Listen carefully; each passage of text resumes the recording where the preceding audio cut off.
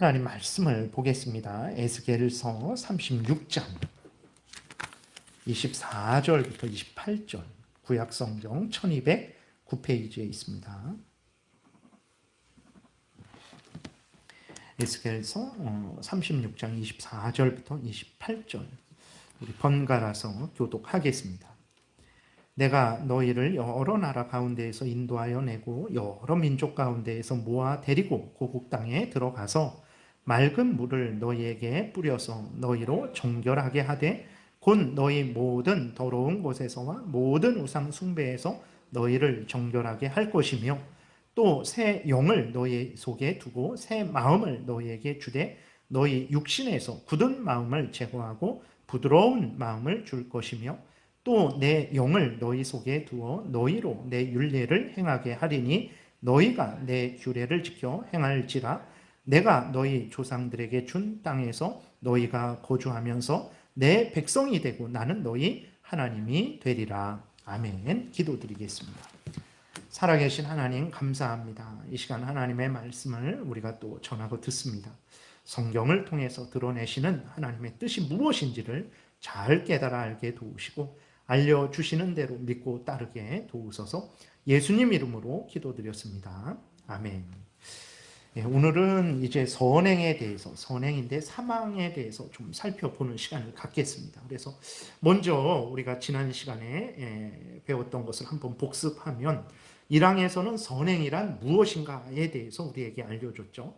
선행은 무엇이냐 그랬을 때 간단히 말하면 하나님 말씀을 따르는 게 선행입니다. 그러니까 그리스도인이 구제를 했어요. 그 다음에 불신자가 구제를 했어요. 겉으로 봤을 때는 구제죠. 그리고 불신자가 더 많이 구제를 했을 수 있습니다. 더 열심히 구제를 했을 수도 있어요. 그러나 하나님 앞에서는 불신자의 선행은 받아들여지지 않아요. 근데 왜 덜 적게 구제하고 또 때로는 억지로 마지못해 구제하기도 하죠. 그렇게 때로는 열심히 구제하지 못했는데도 불구하고 하나님께서 그리스도인의 선행만 받으신단 말이에요. 왜 그러냐 그랬을 때에 선행이라는 것이 무엇이냐면 우리가 성경을 통해서 지난 시간에도 확인했듯이 선행은 거룩하신 선하신 하나님의 선하신 말씀을 따르는 게 선행이기 때문에 그렇습니다. 그래서 불신자들이 그 대단한 그러한 기부를 하잖아요. 정말 상상할 수 없을 정도로 자기의 모든 재산, 일평생 모은 재산을 아낌없이 몇백만 원에서부터 몇천만 원, 몇십억, 몇백억까지, 몇천억까지 그렇게 구제를 한단 말이에요. 그런데도 불구하고 그들의 선행이 받아들여지지 않는 것은 무엇이냐? 그들은 하나님을 믿지 않아요. 그들은 하나님을 사랑하지 않습니다. 그들이 구제를 했을 때 그것은 하나님의 영광을 위해서 구제한 것이 아니에요. 하나님의 말씀을 따라서 구제한 것이 아닙니다. 그렇기 때문에 하나님이 받아주실 수가 없어요. 죄로 오염되고 부패되었고 사탄 마귀의 종로를 타는 가운데에서 착한 일을 한 거예요. 그거는 착한 일이지만 그것이 하나님 앞에 받아들여질 수는 없는 거죠. 근데 우리의 선행이 받아들여지는 것은 우리가 잘났기 때문에, 우리가 열심히 있었기 때문에, 당연히 우리는 열심으로, 부지런함으로, 감사함으로 온 힘을 다해서 선행해야 되는 거예요. 그건 당연한 거예요. 근데 우리가 그 불신자들과 비교했을 때 그리스도인들이 그렇게 못했는데도 받아들여지는 것은 그리스도인들이 부족하지만 참으로 부족하지만 하나님을 사랑하는 마음으로, 하나님의 영광을 위하는 목적으로, 하나님의 말씀을 따라서 선행을 했기 때문에 그 선행이 받아들여진다라는 것을 이제 우리가 알아야 됩니다. 그래서 선행은 뭐냐? 하나님을 사랑하는 마음으로, 하나님의 영광을 위하는 목적으로, 하나님의 말씀에 근거한 행위가 선행이에요. 그러지 않으면 그것은 선행이 아닙니다. 그러니까 근데 그리스도인들도 교회에서 일을 할 때에 하나님을 사랑하는 마음으로, 하나님의 영광을 위하는 목적으로, 하나님의 말씀에 근거해서 일을 하지 않으면 역시 그리스도인임에도 불구하고 그 행위는 하나님께서 받아주지 않습니다. 그러니까 부족하고 연약해도 하나님을 사랑하는 마음으로, 하나님의 영광을 위하는 목적으로, 하나님의 말씀을 따르는 선행을 할 때 받아주시는 거지, 그리스도인이라고 해서 다 받아주는 거 아니에요. 지겨워하고 마지못해 하고 억지로 하고 그럼 아주 불평불만하면서 할 때에는 하나님은 너 그거 하지 말아라 이렇게 말씀하세요. 오히려 그렇게 하는 게 죄 짓는 겁니다.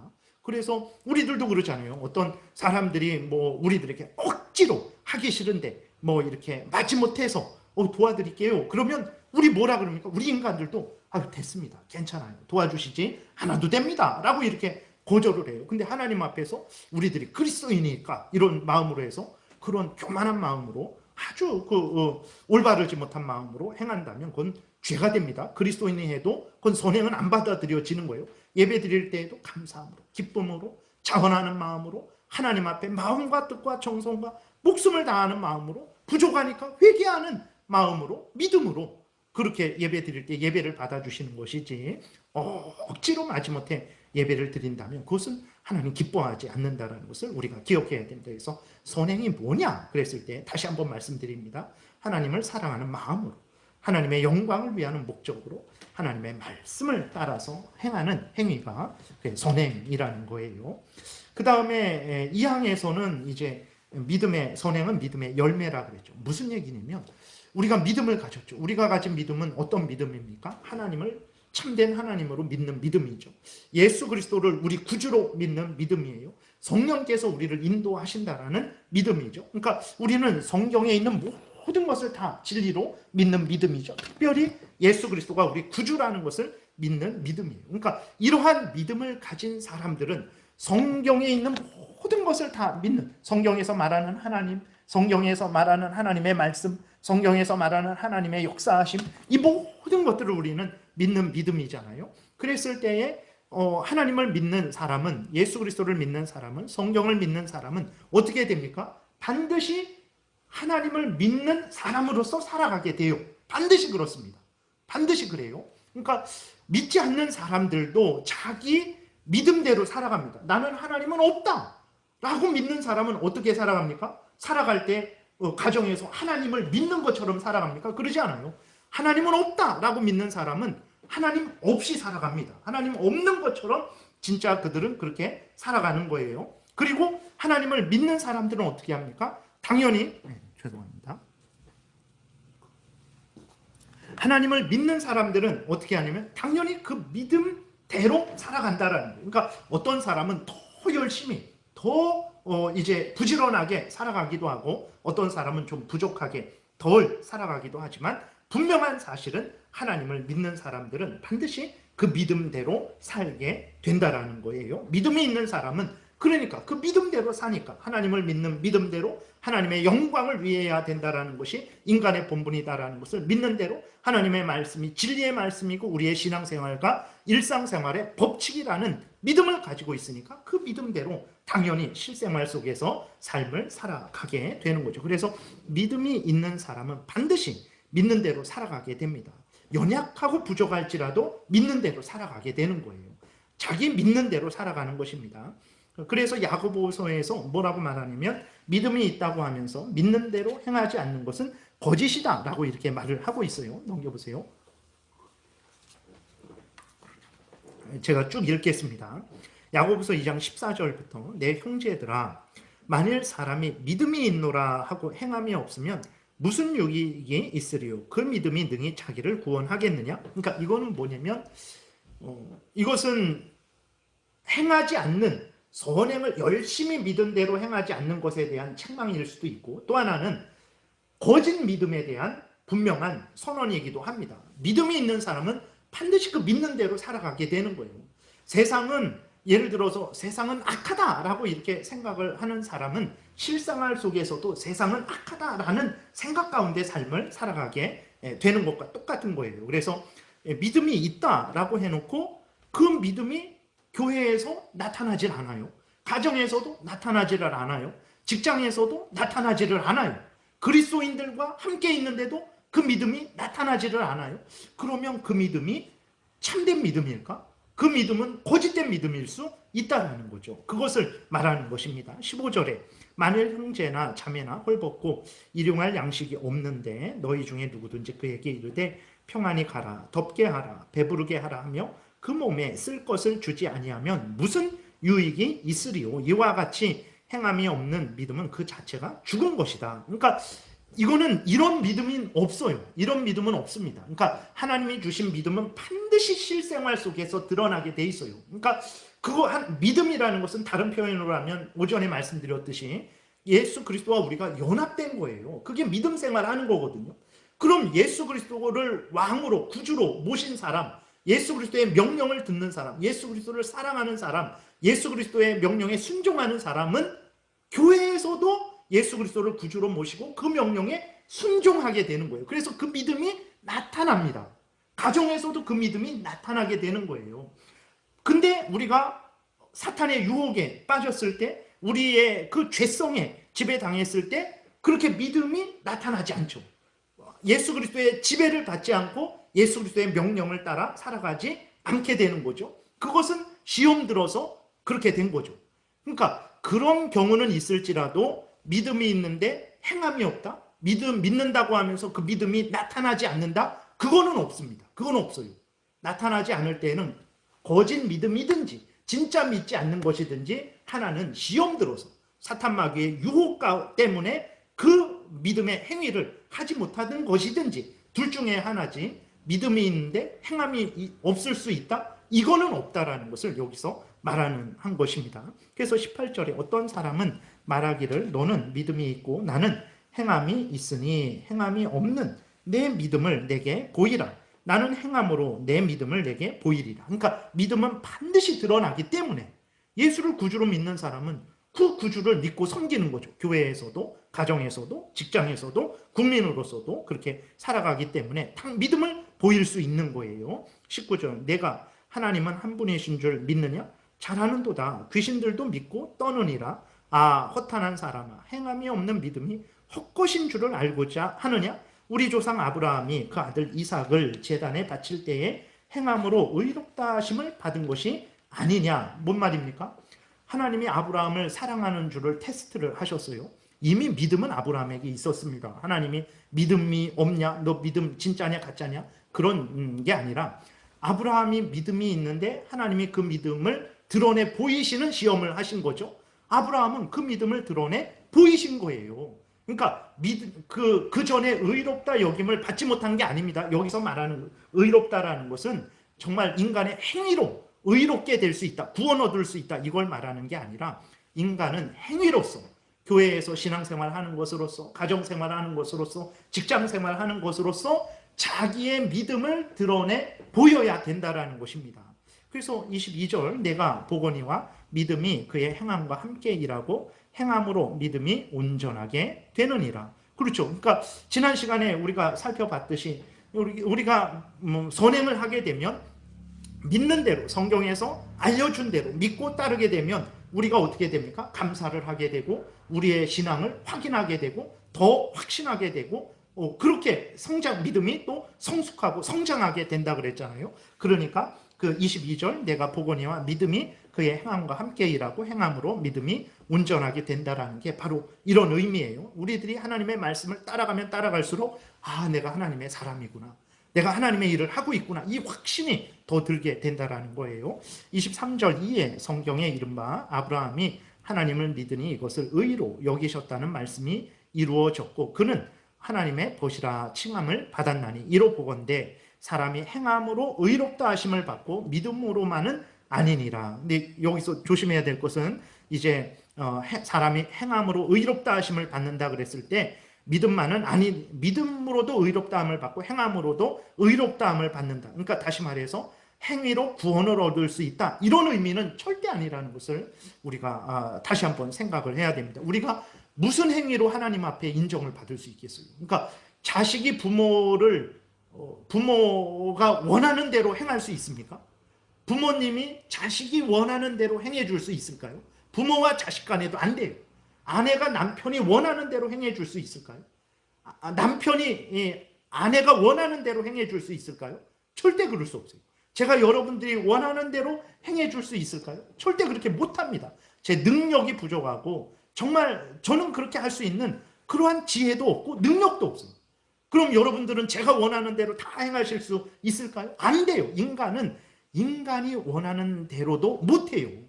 근데 하나님이 원하시는 것을 인간이 할 수 있다?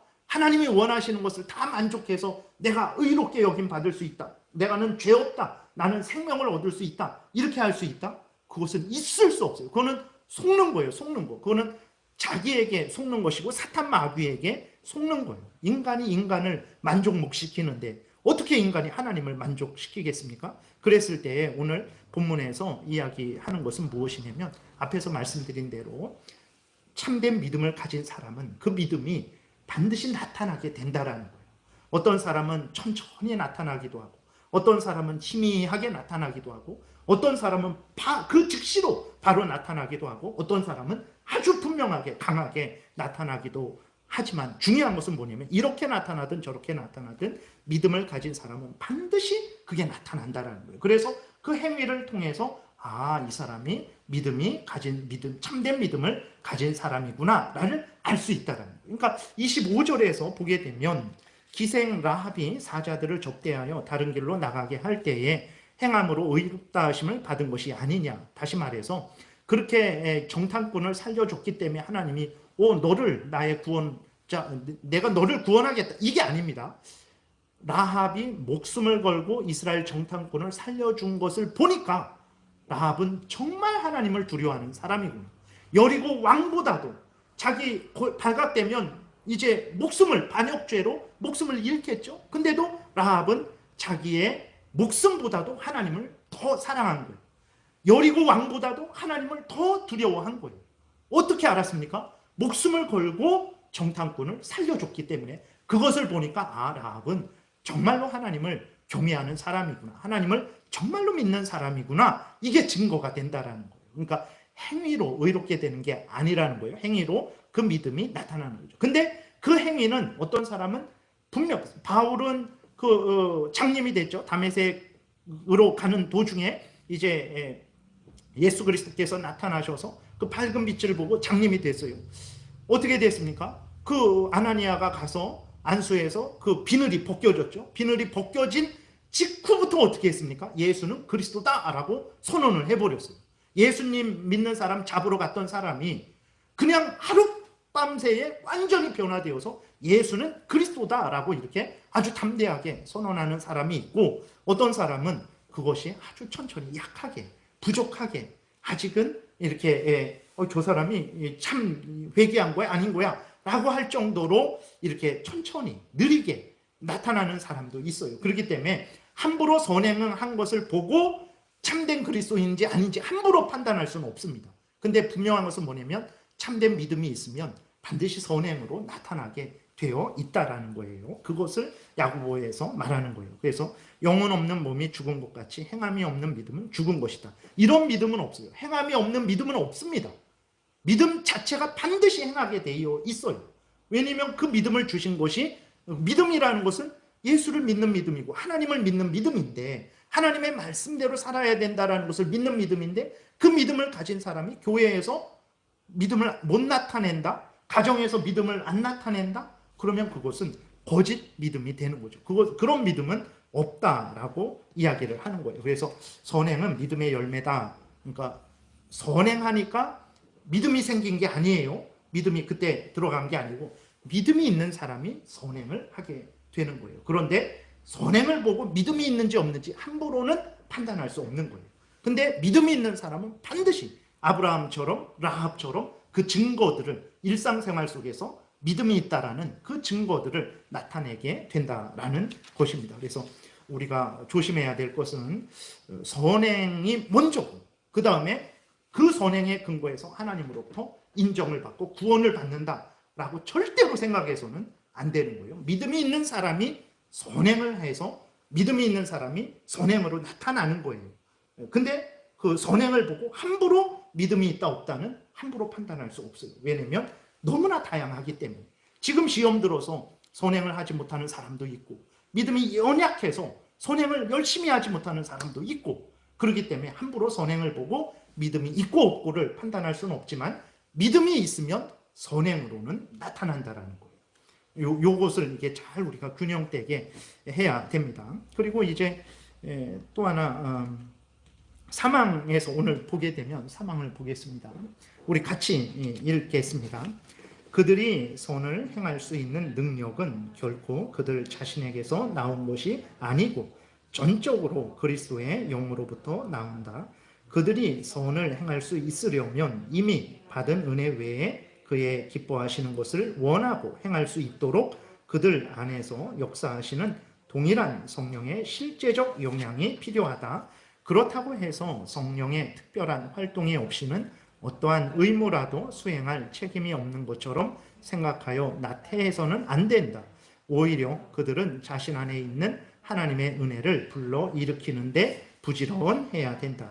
무슨 얘기냐면 선행의 능력은 성령으로부터 온다라는 거예요. 그러니까 우리는 처음부터 끝까지 하나님의 은혜로 살아가는 거죠. 우리가 예수 그리스도를 믿을 때에도 성령께서 먼저 나를 거듭나게 하셔야 돼요. 죄로 오염되고 부패된 자, 죄와 허물로 죽어 있는 자, 하나님과의 영적 관계가 끊어져 있는 자, 사탄의 종노릇하고 있는 나를 성령께서 거듭나게 하셔야 돼요. 내 눈을 열어주셔야 됩니다. 내 귀를 열어주시고 깨닫는 마음을 주셔야 돼요.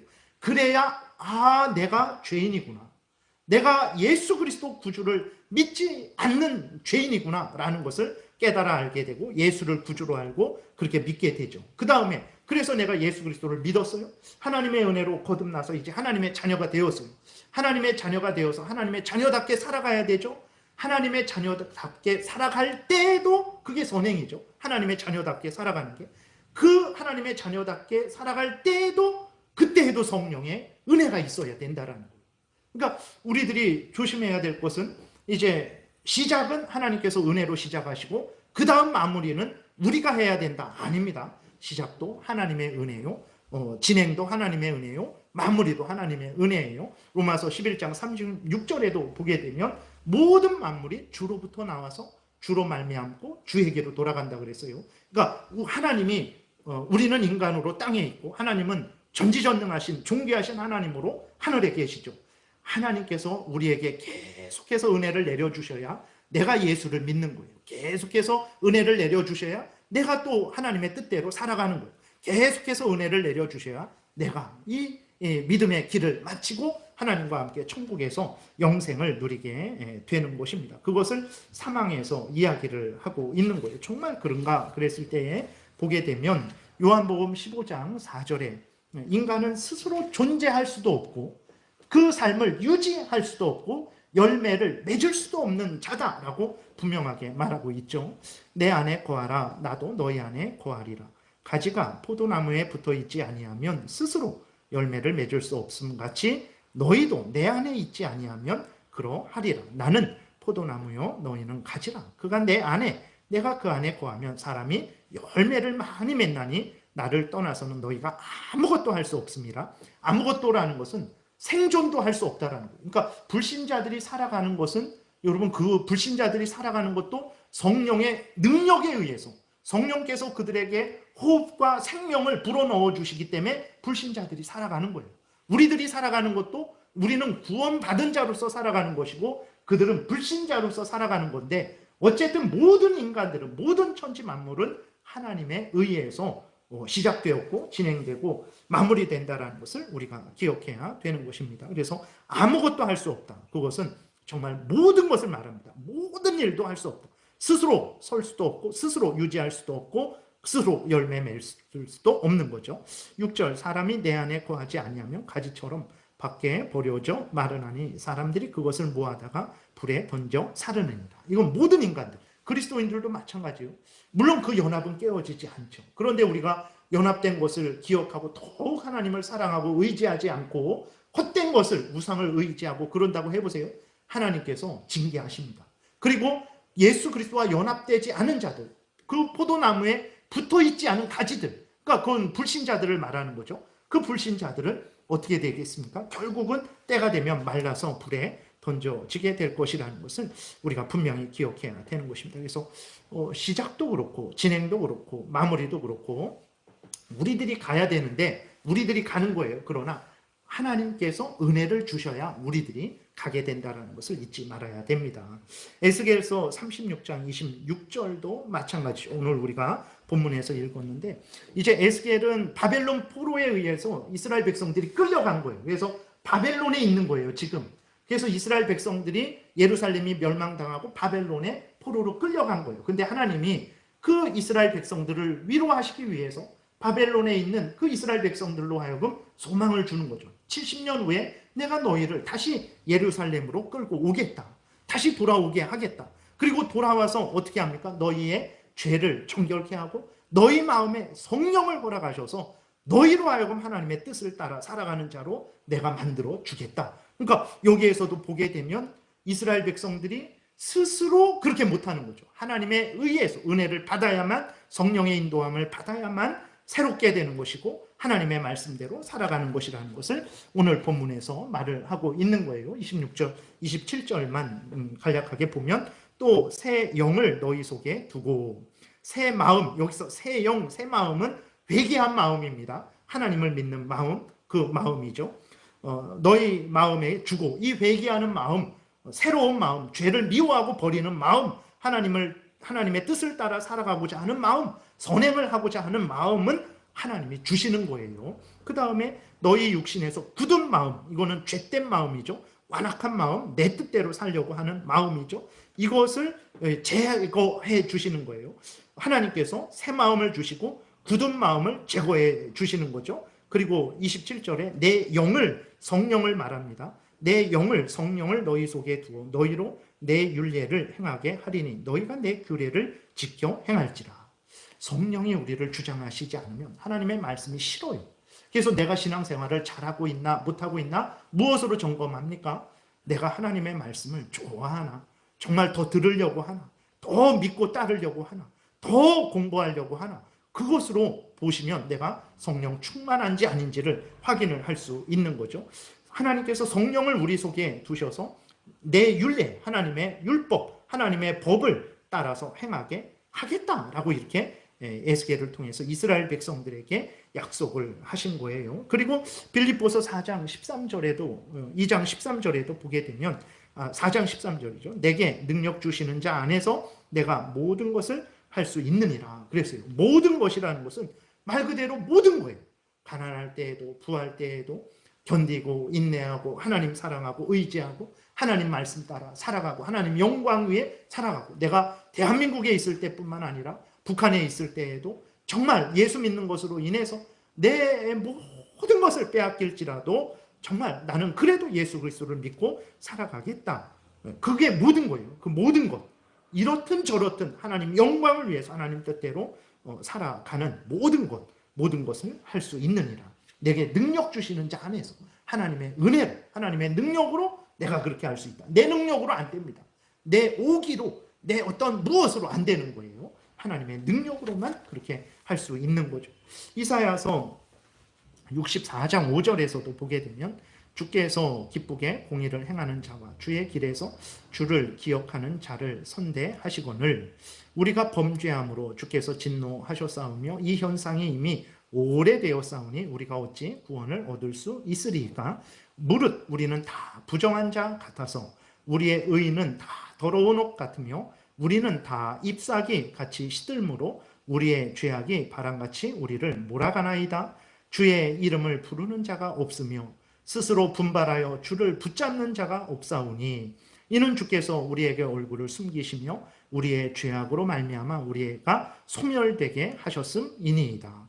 놀라운 말씀이죠. 하나님이 은혜를 내려주시지 않으니까, 하나님이 계속해서 그들에게 은혜를 내려주시지 않으니까 그들이 어떻게 됩니까? 이스라엘 백성들인데 어떻게 됩니까? 다 부정한 자가 된 거예요. 다 더러운 옷을 입었어요. 다 잎사귀같이 시들어 버립니다. 죄악이 그들 가운데 그들을 지배하고 있는 거죠. 그렇게 되니까 주의 이름을, 하나님의 이름을 부르는 자도 없어요. 스스로 분발하려고 하지도 않습니다. 주를 붙잡으려고 하지도 않아요.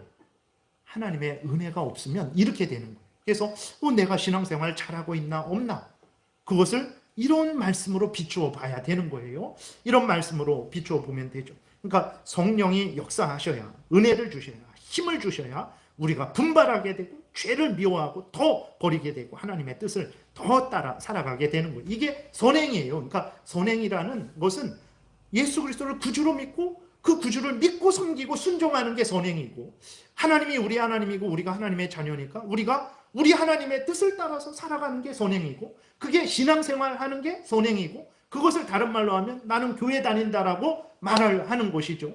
그게 선행입니다. 그러니까 하나님의 말씀대로 살아가는 게 선행이에요. 이렇게 하나님의 은혜가 있어야 선행을 합니다. 예레미야 26장 6절에도 그들이 우리를, 그러니까 이스라엘 백성들, 이제 범죄하는 이스라엘 백성들이 우리를 애굽 땅에서 인도하여 내시고 광야 곧 사망과 구덩이 땅, 건조하고 사망에 그늘진 땅, 사람이 그곳으로 다니지 아니하고 그곳에서 사람이 거주하지 아니하는 땅을 우리가 통과하게 하시던 여호와께서 어디 계시냐라고 말하지 않는다라는 거예요. 그러니까 그리스도인들일지라도 하나님의 은혜를 늘 구하지 않으면, 하나님 성령의 인도하심을 늘 구하지 않으면 어떻게 되냐면, 이스라엘 백성들이 하나님에 의해서 그 광야, 그 사람도 살지 않고 식물도 자라지 않는 그 광야 40년을 발도 부르트지 않고 신발도 헤어지지 않고 옷도 헤어지지 않고 먹을 거 입을 거 40년 동안 하나님이 채워주셔서 광야를 걸어가게 하셨는데, 그 놀라운 기적을 체험하고도 하나님을 찾지 않는다라는 거예요. 그렇게 사람이 강팍해지는 것입니다. 그래서 우리가 늘 하나님 앞에 늘 기도하고 늘 은혜를 구해야 되고, 더욱더욱 우리는 부지런함을 나타내야 되는 거죠. 그래서 성령의 인도하심이 없으면 인간은 이렇게 시들해지는 거예요. 그러니까 포도나무에 가지가 이렇게 붙어 있어서 계속해서 가지를 통해서 공급을 받아야 이 가지가 힘이 있어지고 열매를 많이 맺는데, 떨어져 버리니까 무슨 힘이 있습니까? 가지에게 무슨 힘이 있어요? 결국은 말라서 아무 열매도 못 맺게 되는 거죠. 그래서 우리 신앙생활이 이런 거예요. 그러니까 우리는 하나님으로부터 한순간도 은혜를 받지 않으면 한순간도 설 수 없는 거예요. 이것을 깨닫지 못하면 우리가 게을러지게 되고 나태해지게 되고, 하나님 없이도 돈이 있으니까, 하나님 없이도 저 사람이 나의 보호자니까, 하나님 없이도 다른 지위 권세가 있으니까, 이런 생각을 잘못하게 되는 것입니다. 그래서 디모데후서 1장 6절에도 보게 되면 바울이 디모데가 이렇게 약해지고 또 이렇게 되니까 바울이 다시 한번 일깨우죠. 정신 차려라. 하나님 앞에 기도해라. 하나님의 뜻을 생각해라 라고 일깨우는 거예요. 그러므로 내가 나의 안수함으로 내 속에 있는 하나님의 은사를 다시 부릴 듯하게 하기 위하여 너로 생각하게 한다. 바울이 디모데를 권면해갖고 디모데로 하여금 다시 하나님을 향한 열심을 내게 그렇게 하는 거죠. 그러니까 우리들은 이렇게 하나님의 은혜가 없으면 이렇게 정말 우리는 무감각해지고 게을러지고 나태해지고 하나님과 멀어지게 됩니다. 그렇기 때문에 우리가 깨어서 항상 하나님 앞에 기도하고 그렇게 살아가야 되는 거죠. 근데 그러면 성령의 여기에서 말하는 조심해야 될 것은, 성령의 감동이라는 것을 우리가 첫 번째로는 이제 조심해야 될 것은 성령의 어떤 신비한 역사로만 생각해서는 안 됩니다. 그러니까 성령은 신비한 기적만 행하시는 분으로 많이 이렇게 이해를 하죠. 그래서 성령이 임하면 방언해야 되고, 성령이 임하면 어떤 환상이 있어야 되고, 성령이 임하면 어떤 신비한 음성을 들어야 되고, 이런 것으로 생각을 해요. 그래서 환상이나 신비한 음성이 없으면 성령이 임한 것으로 생각하지 않죠. 아닙니다. 성경을 자세히 살펴보세요. 성령이 임했을 때 무슨 일이 있는지, 그런 놀라운 역사는 하나님의 특별한 말씀을 드러내 주시기 위해서 하나님이 그러한 기적을 행하시는 것이지, 그런 일이 항상 있는 것은 아니에요. 그래서 교회가 형성된 이후로 그 바울이 보게 되면 너희들도 오순절 그 성령 강림을 매일매일 구해라. 똑같은 기적이 고린도 교회 너희들에게도 일어나야 된다. 빌립보 교회 너희들도 오순절에 그 성령 강림이 나타나서 방언이 일어나고 모든 그러한 놀라운 역사가 일어나는 일들이 빌립보 교회 너희들에게도 있어야 되고, 데살로니가 교회 너희들에게도 있어야 되고, 골로새 교회 너희들에게도 있어야 된다. 이렇게 말씀하시지 않았어요. 오히려 교회가 형성된 이후부터는 어떻게 하냐면 성령의 인도를 따르는 것은 하나님의 말씀을 따라서 하나님을 사랑하고 죄를 미워하고 버리고 하나님의 말씀을 따라서 살아가는, 그것을 성령의 인도하심으로 그렇게 이야기를 하고 있는 거예요. 그래서 오늘날에 우리가 물론 신비한 게 없다, 아닙니다. 있죠. 하나님은 놀랍게 죽은 자도 살리시고 죽을 병도 고치시고 가난한 자를 부하게도 만드시고 낮은 자를 높이기도 하시고 높은 자를 낮게도 하시고 그것만한 자를 낮추시기도 하는 역사를 하시는데, 근데 우리가 조심해야 될 것을 성령의 역사를 무조건 신비적인 것으로만 연결해서는 안 되는 것입니다. 그리고 또 하나는 성령의 감동이 있어야 선행을 할 수 있습니다. 하나님의 뜻대로 살 수 있습니다. 그러니까 감동이 없어요. 그러니까 내 마음에 어떤 음성도 안 들리고 환상도 안 보이고, 그러니까 성령이 나에게 무엇을 하라고 명령 안 하셨으니까 나는 그냥 가만히 있겠다. 이런 사람들이 실제로 있어요. 신비주의자들 보게 됩니다. 그 책에서 어떻게 보게 되니까 어떤 사람이 실제로 그런 이렇게 신비적인 성령의 그러한 신비적인 일을 하는 사람은 닭 모이를 주러 갔는데 안 돌아본대요. 그래서 그 부인이 가서 이렇게 왜 그러냐고 그랬더니, 책에서 그렇게 봤는데, 그랬더니 하나님이 이렇게 모이를 줘야 될까 말아야 될까 말씀을 안 하셔서 내가 어떻게 해야 될지 모르겠다고. 아주 극단적인 예죠. 극단적인 예. 그래서는 절대 안 됩니다. 왜 그러냐? 그러니까 첫 번째로는 성령의 역사를 그렇게 신비적인 음성을 모이를 줘라, 밥을 먹어라 이런 식으로 오해한단 말이에요. 그런 게 아니고, 두 번째로는 성령께서는 이미 우리들에게 하나님의 뜻을 알려주셨어요. 우리가 행해야 될 하나님의 뜻을. 그것은 바로 이 성경 말씀이죠. 이 성경 말씀을 통해서 우리가 마땅히 신앙생활에 있어서, 일상생활에 있어서 어떻게 살아가야 될지를 알려주셨어요. 그래서 어떤 음성이 내게 들리지 않을지라도, 어떤 환상을 보지 못했을지라도 이 성령께서 성경에 이렇게 기록해 두셨으니까 우리는 내 마음이 뜨거워지지 않을지라도, 내 눈에 환상이 안 보일지라도 우리는 항상 성경을 따라 살아가야 된다는 거예요. 그러니까 왜 그러냐면 우리가 행하는 것은 성령의 은혜로만 됩니다. 성령의 인도하심이 있어야 인간은 선행을 할 수 있습니다. 라고 이렇게 말을 하면 어떤 사람이 생기냐면, 앞에서 말씀드린 대로 성령이 나에게 예배 드리러 가라고 말씀하지 않았기 때문에 내가 예배 안 드립니다. 진짜 이렇게 잘못된 길로 나가는 사람들이 많이 있습니다. 그렇기 때문에 그러한 부분에 대해서 이제 예를 들어서 뭐 이렇게 어떤 어려운 사람이 있으면 그 구제를 그냥 하면 돼요. 이웃을 사랑하라 그랬으니까, 가난한 자를 도우라 그랬으니까. 근데 하나님, 이 사람에게 내가 구제를 해야 될까요? 말아야 될까요? 그래서 구제해라 그런 말이 없으니까 그걸 도와주지를 못하는 거예요. 그런 경우가 많습니다. 진짜로 그런 경우가 많아요.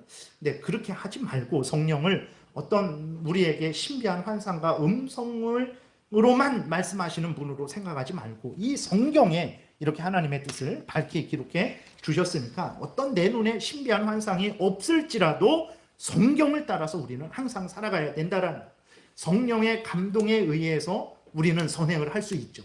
근데 성령의 감동이 없다고 나는 선행을 못한다. 근데 그것은 성령의 감동을 신비한 것으로만 보기 때문에 그런 거예요. 성령은 항상 신비한 일만 하시는 분이 아니라 조용하게 바람과 같이 우리에게 오셔서, 언제 오셨는지도 모르고 언제 역사하셨는지도 모르고, 그러나 내가 하나님을 더 사랑해야 되겠다, 더 말씀을 읽어야 되겠다, 더 믿고 따라야 되겠다, 더 기도해야 되겠다, 더 전도해야 되겠다.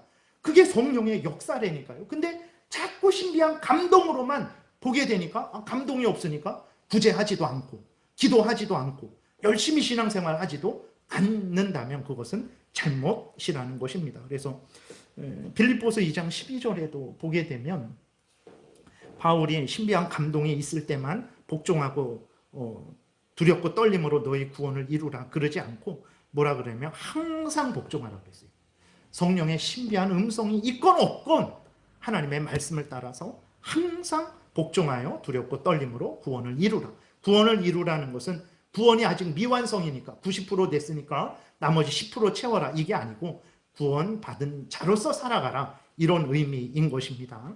그 다음에 히브리서 6장 11절에서도 우리가 간절히 원하는 것은 너희 각 사람이 동일한 부지런함을 나타내어 끝까지 소망의 풍성함에 이르러 게으르지 아니하고 믿음과 오래 참음으로 말미암아 약속들을 기업으로 받는 자들을 본받는 자 되게 하려는 것이니라. 성령의 감동이 신비한 일만 있을 동안에, 아니면 뭐 특별한 그러한 체험이 있을 때에만 하나님을 섬기라는 게 아니라 동일하게 항상 언제나 동일하게 한결같이 하나님을 부지런하게 섬겨라 라고 이렇게 말을 하고 있는 것입니다. 그래서 앞에서도 말씀드렸지만 하나님의 뜻은 이 성경에 기록되어 있어요. 성령이 역사하는데 성경과 다르게 역사하지 않습니다. 성령의 감동으로, 성령의 영감으로 성령께서 기록하셨다라는 성경인데 성령께서 이 성경을 우리에게 기록해서 주셔놓고 성령이 다른 일을 하시겠습니까? 그러지 않아요. 성경을 기록하신 하나님은 성경에 있는 대로, 말씀하신 대로 그렇게 역사하신다라는 것을 우리가 그렇게 잊지 말아야 돼요. 그래서 베드로후서 1장 3절에 보게 되면 그의 신기한 능력으로 생명과 경건에 속한 모든 것을 우리에게 주셨다. 우리가 신앙생활 함에 있어서, 그리고 또 우리가 일상생활을 살아감에 있어서 필요한 모든 것들을 이미 주셨다라는 거예요. 어디에 주셨습니까? 난 환상도 못 보고 듣지도 못했는데 이 성경을 통해서 주셨다, 이렇게 말씀을 하는 거예요. 그래서 이 성경을 늘 따라 살아가고자 하는 마음이 있으면 그게 성령께서 나를 감동시키는 거예요. 그러니까 환상과 음성, 신비한 것으로만 그렇게 생각해서는 안 되는 것입니다. 그래서 다 그렇게 주셨으니까 이는 자기의 영광과 덕으로서 우리를 부르신 이를 알므로 말미암음이니라. 그러므로 너희가 더욱 힘써 너희 믿음의 덕의 지식을, 또 10절 그러므로 형제들아 더욱 힘써 부지 너희 부르심과 택하심을 굳게 하라. 너희가 이것을 행한즉 언제든지 실족하지 아니하리라. 이같이 하면 우리 주 곧 구주 예수 그리스도의 영원한 나라에 들어감을 너희에게 넉넉하게 너희에게 주시리라. 그리고 유다서 1장 20절 끝으로 보겠습니다. 우리는 신비한 무엇에 바탕하는 사람들이 아닙니다. 물론 하나님이 우리에게 신비한 역사를 이루시죠. 이 자체가 신비한 것이고 또 일상생활을 벗어나는 놀라운 기적을 우리에게 체험하게 하시죠. 그것은 우리에게 큰 힘과 위로와 또 그러한 용기가 되죠. 그런데 그것들보다도 더 분명한 것이 무엇이냐, 우리가 어디에 바탕해야 되냐. 유다서 1장 20절에 사랑하는 자들아 너희는 너희의 지극히 거룩한 믿음 위에 자신을 세우며 그랬어요. 거룩한 믿음, 성경 전체를 믿는 믿음, 하나님을 믿는 믿음, 구주 예수 그리스도를 믿는 믿음, 그 믿음 위에 우리가 세워져야 된다라는 거예요. 환상이 있으면 있는 대로, 없으면 없는 대로 믿음 위에 서는 거예요. 환상이 있다고 환상 위에 서는 게 아닙니다. 환상이 있어도 믿음 위에 서는 거예요. 환상이 없어도 믿음 위에 서는 것입니다. 성령으로, 그 다음에 기도하며, 성령으로 기도한다라는 것은 성령으로 기도한다라는 것을 너무 특별한 것으로만 보면 안 됩니다. 성령으로 기도한다는 것은 성령께서 성경 말씀을 깨닫게 하셔서 정말 성경에 있는 그러한 약속들을 믿게 하시고 그러한 하나님을 사랑하는 마음으로 그리고 인내하면서 하나님 앞에 간절히 주실 것을 그렇게 믿는 마음으로 기도하게 하는 게 성령으로 기도하는 거예요. 성령이 하시는 일은 요한복음 14장에서 예수 그리스도께서 하신 말씀을 생각나게 하고 가르치게 하고 행하게 하는 일을 한단 말이에요. 그러니까 내가 이 성경 말씀을 믿고 기도해야 되겠다. 하나님이 그 푸른 초장 맑은 시냇물가로 인도하신다고 하셨지. 나의 형편은 지금 너무나 힘들고 어려운데, 광야 같은데 하나님이 푸른 초장 맑은 시냇물가로 인도하신다고 했지. 사망의 음침한 골짜기를 다닐지라도 해를 당하지 않게 하신다고 하셨지. 원수들 앞에서 잔치상을 베풀어서 나로 하여금 먹게 하신다고 하셨지. 아멘, 믿습니다. 지금 내가 너무나 힘들고 어렵고 사막 같은 그러한 상황이지만 하나님이 나를 인도하실 줄 믿습니다. 이렇게 믿고 기도하는 게 성령이 인도하셔서 기도하는 거예요. 성경 말씀을 믿고 그 말씀대로 구하면 주신다고 하셨으니까 아멘, 하나님 믿고 구합니다. 하나님 구하는 나의 기도를 들으시고 응답해 주실 줄을 믿습니다. 이게 성령으로 기도하는 거예요. 어떤 신비한 것으로만 그렇게 하는 것만 성령으로 기도하는 게 아닙니다. 아무리 신비한 일이 있어도 성경과 다르면 그건 성령의 인도하심이 아니라는 것을 우리가 분명히 기억을 해야 되는 것입니다. 그래서 21절에 하나님의 사랑 안에서 자신을 지키며 영생에 이르도록 우리 주 예수 그리스도의 긍휼을 기다리라. 이렇게 하나님 뜻대로 살아가는 게 성령의 인도함을 받는 거고, 그것이 성령의 그렇게 하면서 기도하는 게 성령으로 기도하는 것입니다. 그래서 정리하면 사망을 통해서는 이제 선행의 능력은 우리 자신이 아니고 성령으로부터, 하나님으로부터 온다는 것. 그 다음에 그렇다고 해서 성령이 감동하게 하심이 없다고, 특별히 지시하심이 없다고 나는 뭐 선행을 안 해도 못했다 이래서는 안 돼요. 성경을 통해서 이미 알려주셨기 때문에 이 성경에서 알려주신 대로 우리는 믿고 따라야 된다는 것, 이것을 사망에서 이제 우리에게 알려주고 있는 거죠. 이것이 성경이 말하는 것입니다. 기도드리겠습니다. 살아계신 하나님 아버지, 신앙생활이라는 것은, 믿음이라는 것은 내가 체험한 대로, 내가 생각하는 대로 그렇게 행하는 것이 아니라 성경에서 알려주시는 대로 믿고 따르는 것이라는 것을 다시 한번 확인하게 됩니다. 하나님, 우리 마음대로 행하지 않도록 성령께서 우리를 주장하소서. 하나님이 성경에서 알려주신 대로 믿고 따르도록 성령께서 주장하여 주시옵소서. 그래서 우리로 하여금 항상 기쁠 때나 슬플 때나 평안할 때나 고난이 있을 때나 항상 성경 말씀을 따라서 살아가게 도우소서. 하나님께서 기뻐하실 것이고 우리의 삶을 통해서 많은 사람들이 유익을 얻게 될 것이며 우리도 하나님의 크신 은혜를 누릴 줄을 믿습니다. 감사드리고 예수 그리스도의 이름으로 기도드렸습니다. 아멘.